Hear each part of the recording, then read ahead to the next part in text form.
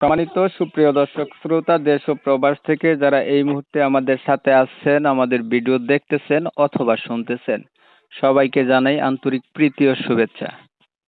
বন্ধুরা, এই মুহূর্তে আমি কথা বলছিলাম সুইট সুন্দরী মিষ্টি একটি অপরূপা আপুর সাথে, প্রতিবেদন করবে বলে কয়েকদিন আগে থেকেই যোগাযোগ করছে আমার সাথে।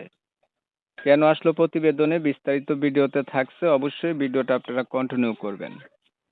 আসসালামু আলাইকুম। ওয়ালাইকুম সালাম। কেমন আছেন আপনি? আলহামদুলিল্লাহ ভালো আছি। ভালো আছেন। আপু, আপনি প্রতিবেদনে কেন আসলেন? ভাই আমি অনেক গরিব অসহায়, আমি একজন মানুষ চাই, সঠিক একজন মানুষ চাই যে আমার সুখ দুঃখের সাথে হবে, সারা জীবন আমাকে দেখবে, এরকম একজন মানুষ চাই।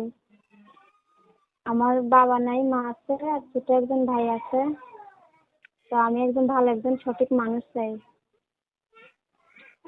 আচ্ছা, বিষয়টা হচ্ছে দর্শকদের উদ্দেশ্য করে ক্লিয়ার করে দিই। প্রিয় দর্শক শ্রোতা, আপনারা শুনছিলেন এই সুইট আপুটি হচ্ছে ভালো একটা মানুষের জন্য প্রতিবেদনে আসছে। ওনার পরিবারে হচ্ছে বাবা নাই, মা আছে, ছোট একটা ভাই আছে। সংসারও ছোট। আসলে হচ্ছে মূলত কথা হচ্ছে ওনার বাবাই নেই, যে ইনকাম করবে, ইনকামের টাকা যে ঘুরাবে সেই নেই। এর জন্য অনেক কষ্টে আছে, চাইতেছে একটা ভালো মনের মানুষ। এর জন্য উনি প্রতিবেদনে আসছে। একটা ভালো মনের মানুষ যদি আপনি পান, কি করবেন? জীবন সাথী করবেন, বিয়ে করবেন? জি জি অবশ্যই। আচ্ছা, আপনার হচ্ছে পড়াশোনা আসেনি জানা? জি ভাই জি। কতটুকু পড়াশোনা করছেন? 7 ক্লাস 7? হ্যাঁ। ভালো। আর এই যে কোরআন শরীফ পড়তে পারেন? না না। নামাজ পড়া হয়নি? জি জি। আপনার বয়স কত, কি কেমনে কি বয়স কত? 18। আপনার বিয়ে হয়েছে আগে? না না। বর্তমানে আপনি হচ্ছে বিয়ে কি করেন? বিয়লিকের প্রতিবেদন আসতাম। আসে তো, বিয়ার পরেও অনেকে আসছে, দেখা গেছে বিয়ার পরে জামাই ভালো থাকে না, সারাসারি হয়ে যায়, অথবা জামাই ফালাই রেখে গেছে, খোঁজ খবর নেয় না, এমন অনেকে আসে। তো এর জন্য জিজ্ঞাসা করা আর কি। না না। না না ভাই আমার বিয়ে হয়নি। তাহলে আপনার হচ্ছে বিয়ে হয় নাই? জি। কি করেন আপনি? আমি সেলাই মেশিনে কাজ করি। নিজের মেশিন না অন্যের মেশিন? না আমার নিজের মেশিনে।